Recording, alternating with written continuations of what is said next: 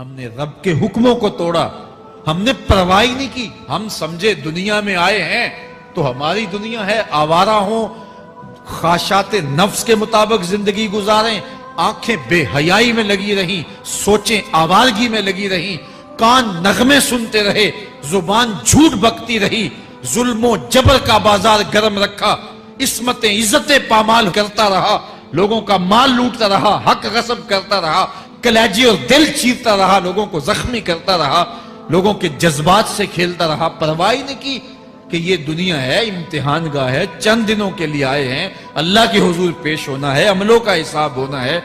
اب جب وہ دیکھیں گے کہ ہمارے ساتھ کیا ہونے والا ہے تو ان کے چہرے پہلے بگڑ جائیں گے۔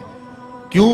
وہ گمان کریں گے کہ ان کی ریڑھ کی ہڈی توڑ دی جائے گی، ایسے عذاب آئیں گے جس طرح کسی کی ریڑھ کی ہڈی ٹوٹ جائے تو اس کا چہرہ شگفتہ گلاب تو نہیں ہوتا، اس کا چہرہ جو ہے وہ تو کس قدر مرجھایا ہوا ہوتا ہے۔ تو اللہ ارشاد فرماتا ہے اس طرح ان کے چہرے ہوں گے۔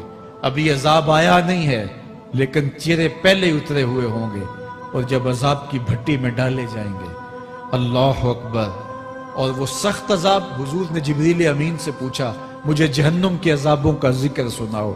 عرض کی حضور سب سے ہلکے عذاب کی کہانی سناتا ہوں، اور وہ یہ کہ جہنمی کے پاؤں میں آگ کا جوتا رکھا جائے گا، باقی پورا بدن اس کا سلامت ہوگا۔ یہ سب سے ہلکے عذاب کی کیفیت ہے۔ اب پاؤں میں آگ کا جوتا ہوگا، حدت، گرمی، شدت اتنی ہوگی کہ دماغ پگھل کے ناک اور کانوں کے راستے سے باہر آ جائے گا۔ پاؤں میں رکھے ہوئے جوتے کی گرمی دماغ کو ایسے چڑھے گی کہ وہ پگھل جائے گا اور ناک اور کانوں کے راستے سے باہر آ جائے گا۔ تو اللہ کے عذاب کے خوف سے چہرے بگڑ جائیں گے، حالت سلامت نہیں رہے گی۔ یہ بات ذہن میں رکھیں کہ اللہ جس کو جہنم میں ڈالے گا اس کو اس صورت میں نہیں ڈالے گا، یہ محمدی صورت ہے، یہ شکل اس کی چھین لی جائے گی اور اس کی شکل بڑی کر دی جائے گی۔ اس کا ایک ایک دانت احد پہاڑ جتنا ہوگا۔ احد پہاڑ کا پھیلاؤ 15 کلومیٹر پہ ہے، 15 کلومیٹر کا ایک دانت، اور 32 دانت کتنے ہوں گے تو منہ کتنا بڑا ہوگا۔ اس کو اتنا بڑا اس لیے کیا جائے گا تاکہ وہ عذاب کی تکلیف زیادہ سہے۔ 70 گز موٹی کھال ہوگی، اور کھال جل جائے گی تو اللہ قرآن میں فرماتا ہے ہم نئی کھال دے دیں گے تاکہ عذاب کی تکلیف اس کو گوارا کرنی پڑے۔ پھر چیخے گا، چلائے گا، ہائے مجھے پانی دو، پانی دو، پیاس کی شدت ہے۔ 70 سال تک تو اس کی کوئی آواز ہی نہیں سنے گا۔ 70 سال کے بعد داروغہ جہنم چیخ کر کہے گا کیا مانگتا ہے؟ وہ بولے گا مجھے پانی چاہیے۔ کہا جائے گا تو بے بھی ملتا ہے پانی۔ پھر داروغہ جہنم اسے پانی دے گا، کوکا کولا کی بوتل دے گا یا پیپسی تھما دے گا یا منرل واٹر کی بوتل دے گا؟ نہیں، قرآن بتاتا ہے اسے مائے حمیم دیا جائے گا، کھولتا ہوا پانی، اور وہ اتنا گرم ہوگا جب پینے کے لیے چہرے کے قریب کرے گا اس سے اٹھتی ہوئی بھاپ کی وجہ سے چہرے کی کھال ادھڑ کے اس کے اندر گر پڑے گی، لیکن اس کے باوجود اس کو پینا پڑے گا۔ اللہ فرماتا ہے یہ دنیا ہی سب کچھ نہیں ہے، سمجھ لیا یہی سب کچھ ہے، آخرت کو بھول گئے، صبح اٹھے کام پہ چلے گئے، شام آئے آوارگی میں چلے گئے، صدائیں آتی رہی حی علی الصلاح حی علی الفلاح، کوئی پرواہ نہیں کی، نہ پیشانیوں نے سجدے کیے، نہ سوچوں میں پاکیزگی آئی، زندگی یوں گزار کے چلے گئے۔ ایسے نہیں، کہا ایک وہ ہوں گے جن کے چہرے شگفتہ گلاب ہوں گے، ایک وہ ہوں گے جن کے چہرے بگڑے ہوئے ہوں گے۔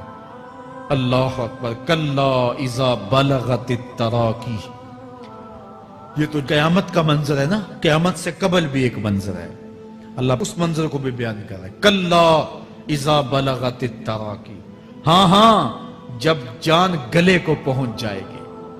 اے انسان تیرے اوپر وہ گھڑی بھی آنے والی ہے، وہ وقت بھی آنے والا ہے جب سانس اس ہنسلی میں اٹک جائے گا، جب سینے سے بھی سانس اوپر چلی گئی، اب ڈاکٹر بھی لا علاج قرار دے رہے ہیں کہ اب علاج نہیں رہا ہے، جان بس اب نکلنا چاہ رہی ہے، اور کہا جائے گا کوئی جھاڑ پھونک والا بلاؤ۔ اب ڈاکٹروں نے تو جواب دے دیا، اب سانس اٹک گئی گلے میں، چند لمحوں کی مہمان ہے۔ اب ڈاکٹروں نے کہا اب ہماری جانب سے لا علاج ہو گیا، اب لے جاؤ اس کو گھر، یا وینٹیلیٹر پہ ڈال دیتے ہیں اس کو، بس اب ہماری جانب سے کوئی اس کا علاج نہیں ہے. اب گھر والے روتے ہیں, کہتے ہیں کوئی جھاڑ پھونک والا لاؤ, کوئی دم والا لاؤ, شاید وہ کوئی دم کرے تو اس کی جان میں جان آ جائے. ڈاکٹروں نے تو لا علاج قرار دے دیا. وَظَنَّ عَنَّهُ الْفِرَاقِ. اللہ فرماتا ہے یہ تو جھاڑ پھونک والے کو ڈھونڈ رہے ہیں, لیکن جس کی سانس یہاں اٹکی ہے وہ سمجھ گیا ہے اب موت آ گئی ہے. اس کو یقین ہو گیا ہے کہ اب موت کے لمحے آ گئے ہیں, اب میں بچ نہیں پاؤں گا. اب آنکھیں تاڑے لگی ہوئی ہیں. وَالْتَفَّتِ السَّاقُ بِالسَّاقِ. پنڈلی پہ پنڈلی چڑھ رہی ہے. جب موت آ جاتی ہے تو پھر پنڈلی سے پنڈلی لپٹ جاتی ہے, اس کو پھر جدا کرتے ہیں اور جدا کر کے دونوں انگوٹھے باندھ دیتے ہیں تاکہ پنڈلی کے اوپر پنڈلی نہ چڑھے. اللہ وہ منظر بیان کرتا ہے, صاحب یہ وقت آنے والا ہے جب دونوں انگوٹھے باندھ دیے جائیں گے, جب ناک میں روئی ٹھونس دی جائے گی, جب چٹے لباس میں کفن دیا جائے گا, جب غسال کے سامنے بے بس پڑے ہوں گے, وہ چاہے یہ بازو اٹھائے چاہے یہ بازو اٹھائے, گرم پانی ڈالے یا سرد پانی ڈالے, جب بس پڑے ہوئے ہوں گے جو ہے وہ غسل دینے والوں کے, اور ناک میں روئی ہوگی اور دونوں انگوٹھے آپس میں بندے ہوں گے. یہ محل, یہ ماڑی, یہ کوٹھیاں, یہ بنگلے جس کو سویر شام لگ کے حلال حرام کی تمیز کیے بغیر بنایا تھا, غوث اعظم رضی اللہ تعالیٰ عنہ بولے مکان بنا رہا ہے, بسیں گے اور حساب تو جا کے دے گا. اور یہ تو ایک رات بھی تجھے اس گھر کے اندر نہیں رکھیں گے کہ چلو ایک رات مہمان رکھ لیں. کہتے ہیں نہیں نہیں, مہمانوں نے بھی جانا ہے تو جلدی کرو, اس کو سپرد کراؤ. وہ تو تیرا لباس بھی پھاڑ کے اتاریں گے, خود غسل دینے کے لیے تیار بھی نہیں ہے. تجھ سے خوف آنے لگا ہے, جاندی واری ڈرونا بنے ہوتے, ہاتھ نہ لاندے ڈر دے, جنہ لئی تو پاپ کمائے اج کتھے نہیں تیرے کر دے. آج تو وہ تیرے ساتھ تجھے غسل دینے کے لیے آمادہ نہیں ہے. وَالْتَفَّتِ السَّاقُ بِالسَّاقِ. جب پنڈلی پہ پنڈلی چڑھنے لگ جائے گی, إِلَىٰ رَبِّكَ يَوْمَئِذٍ الْمَسَاقُ. اس دن تیرے رب کی طرف ہی لوٹ کے جانا ہے. فَلَا صَدَّقَ وَلَا صَلَّىٰ. اس نے نہ تو سچ مانا اور نہ نماز پڑھی. وَلَٰكِنْ كَذَّبَ وَتَوَلَّىٰ. ہاں جھٹلایا اور منہ پھیر کے چل پڑا. ثُمَّ ذَهَبَ إِلَىٰ أَهْلِهِ يَتَمَطَّىٰ. پھر اپنے گھر کو اکڑتا ہوا چلا. اولا لک فاولا ثم اولا لک فاولا. تیری خرابی آ پہنچی, ہاں تیری خرابی آ پہنچی. اَيَحْسَبُ الْإِنسَانُ أَن يُتْرَكَ سُدًى. انسان دنیا میں یہ گمان کرتا ہے اس کو سدا چھوڑ دیا جائے گا. سدا عربی میں ایسے اونٹ کو کہتے ہیں جس کی مہار کسی کے ہاتھ میں نہ ہو. شترے بے مہار, جہاں مرضی جس گھاٹ سے چاہے پانی پیے, جہاں سے مرضی چارہ لے, تو شترے بے مہار کو کہتے ہیں سدا. تو یہ انسان بھی گمان کرتا ہے کہ میں بھی سدا ہوں, مجھے کوئی کیوں پوچھے, میرے جذبات پہ کوئی کیوں قدغن لگائے, مجھے کیوں روکے کوئی. بالخصوص جوانی کے ایام کے اندر جوان کو بڑا ہوتا ہے کہ کوئی مجھے کیوں, وہ تو ماں باپ کے کہنے میں بھی نہیں آنا چاہتا. وہ کہتا ہے کیوں مجھے روکتے ہیں, میری جوانی ہے, میرے جذبات ہیں, مجھے آزادی سے جینے دو, کیوں میرے راستے میں رکاوٹ بنتے ہو, میں سدا ہوں. اللہ فرماتا ہے نہیں, ایک اونٹ تو سدا ہو سکتا ہے, جس کو میں نے اشرف المخلوقات بنایا ہے اس کو تو سدا نہیں چھوڑوں گا, اس کو تو پابند بناؤں گا حکام کا. اب وہ کہتا ہے کہ نہیں نہیں, یہ کیسے دوبارہ اٹھائے جائیں گے. اب دوبارہ وہی بات پھر آ گئی. الم یکن نطفۃ من منی یمنی. اللہ فرماتا ہے ایک بوند تھی نا, پانی کا ایک قطرہ تھا جو رحم مادر میں رکھا گیا. ثم کان علقہ, پھر وہ پانی کا قطرہ لوتھڑا بنا. فخلق فسوی, پھر اللہ نے اسے پیدا فرمایا اور پھر ٹھیک ہموار کیا. فجعل منہ الزوجین الذکر والانثی, پھر اس سے وہ جوڑ بنائے, کوئی مرد بنایا کوئی عورت بنائی. کہا اب غور کر, اب تیری آنکھیں دیکھتی ہیں, بجلیاں چمکتی ہیں, تیری زبان کا طوطی بولتا ہے, لوگ اشش کرتے ہیں تیری گفتگو پہ, تیری گفتار پہ صدقے جاتے ہیں, تیرے لہجے کے جمال کو دیکھتے ہیں, تیرے سینے کا زور, تیرے پنجوں کی طاقت, تیری دماغ کی تیزیاں اور تیری سوچوں کے اجالے, تیری زوردار ٹانگیں, تیرے کڑیل بازو, اور تیری چوڑی چھاتی اور تیرے گلاب کی پتیوں جیسے ہونٹ، اے انسان یہ سب کچھ کہاں تراشا گیا؟ ماں کے رحم میں، اس تاریکی میں جو 3 پردوں میں تھی، تیرا سر تیرے گھٹنوں میں تھا، اور تیرے رب نے وہاں تیرے اندر نسوانیت یا رجولیت کی صلاحیتیں پیدا کی، تیری آنکھوں میں چمک پیدا کی، تیرے کانوں میں نغمے بکھیرے، تیری زبان کے پٹھوں پہ قوت ذائقہ رکھی، تجھے بولنے کی صلاحیت دی، تیرے پنجوں میں زور رکھا۔ آج تو مفتی شہر ہے، آج تو علامۃ الدہر ہے، آج تو قاضی القضات ہے، آج تو منسٹر ہے، آج تو وزیر اعظم ہے، آج تو پہلوان ہے، آج تو شہزادہ ہے، آج تو بادشاہ ہے، آج تو زوراور ہے، آج تیری طاقت کے کیا کہنے؟ آج شیروں کو تو نچا لیتا ہے، ہاتھیوں کو تو بٹھا لیتا ہے، آج تو بڑا زوراور گھڑ سوار ہے، آج تیری طاقت کے کیا کہنے؟ تو کشتی کرتا ہے، زمانہ دیکھنے آتا ہے، آج تیری طاقت کے شوہرے ہیں، تیری عظمت کے تنتنے ہیں، لیکن انسان تو ایک ناپاک قطرہ تھا اور رحم مادر میں تھا۔ تیرے اندر یہ رنگ کس نے بھرے؟ تیرے کانوں میں نغمے کس نے رکھے؟ تجھے دماغ کی قوتیں کس نے دی؟ زبان کو بولنا کس نے سکھایا؟ آنکھوں میں توانائیاں کس نے رکھی؟ تیری زبان کا طوطی بولتا ہے، یہ سلیقے کس نے دیے؟ پھر اللہ فرمایا، کتنا زوردار بیان ہے، الیس ذالک بقادر علی ان یحیی الموتى، جو ماں کے پیٹ میں ایک نطفے کو ایک خوبصورت انسان بنا سکتا ہے، ہڈیوں کو جوڑ کے دوبارہ انسان نہیں بنا سکتا؟ کیا وہ دوبارہ تجھے کھڑا نہیں کر سکتا اپنے سامنے پیش ہونے کے لیے، جس کے حکموں کو تو نے توڑا ہے، جس کے فرامین کا تو نے مذاق اڑایا ہے؟ کیا وہ اتنا ہی بے بس ہے کہ اپنے حضور تجھے جو ہے وہ کھڑا ہی نہیں کر سکتا ہے؟ جس رب نے تجھے ماں کے شکم میں شکل دی، حضرت شیخ فرید الدین عطار بولتے ہیں، سانے کستی سلاتی می شود، ایسا کاریگر ہے مٹی سے بادشاہ بنا ڈالتا ہے۔ اس نے مٹی سے دارا و سکندر بنائے، اس نے مٹی سے جو ہے وہ رستم و سہراب بنائے، اس نے مٹی سے کیا کیا بنا دیا، جو مٹی سے بادشاہ بنا سکتا ہے، جو نطفہ رحم مادر سے جو ہے وہ شکل اور صورت اور رنگ اور جمال بنا دیتا ہے۔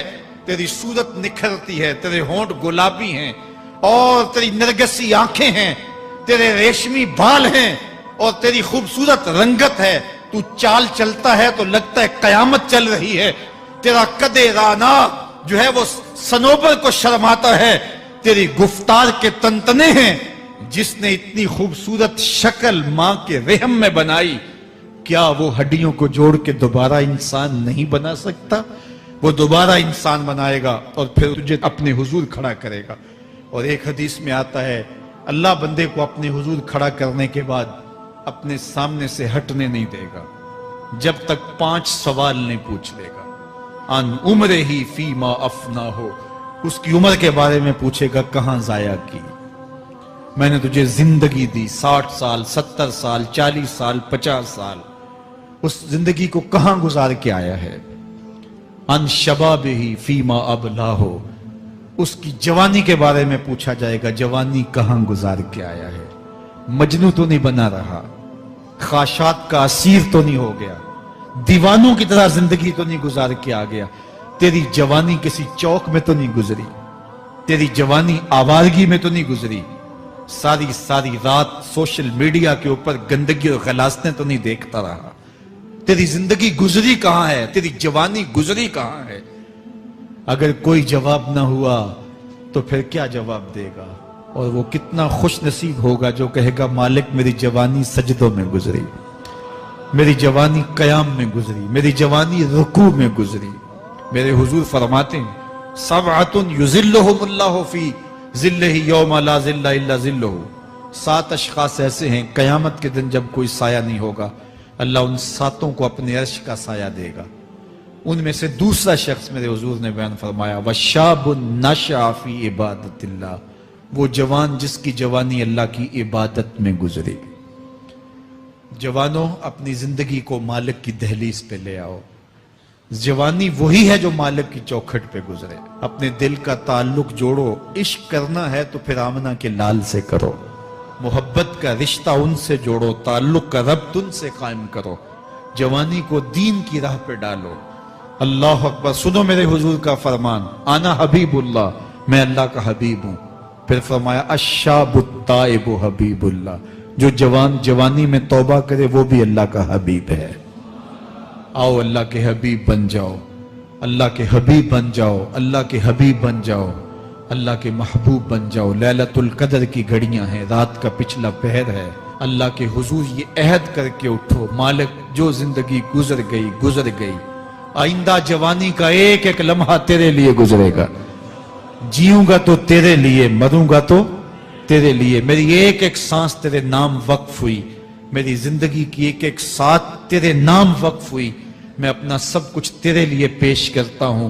मेरी जिंदगी का मालिक भी तू है, मेरी मौतो हयात का खालिक और मालिक भी तू है। ये जिंदगी तूने दी, तेरी अमानत है, तेरे हुजूर ही पेश करता हूं।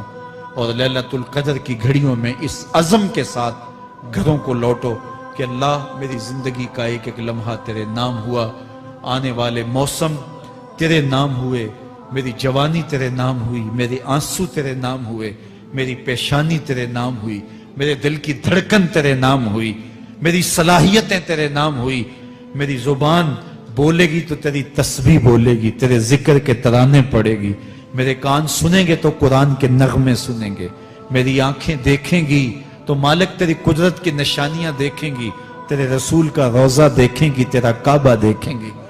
मालिक मेरी जुबान सच्चाई के नूर से मालामाल होगी और मैं सारी जिंदगी तेरे नाम करता हूं। और जब आप अपनी सारी जिंदगी अल्लाह के नाम कर देंगे तो फिर वो पूरी कायनात तुम्हारे नाम कर देगा। कि मोहम्मद से वफा तूने तो हम तेरे हैं, ये जहां चीज है क्या लौहो कलम।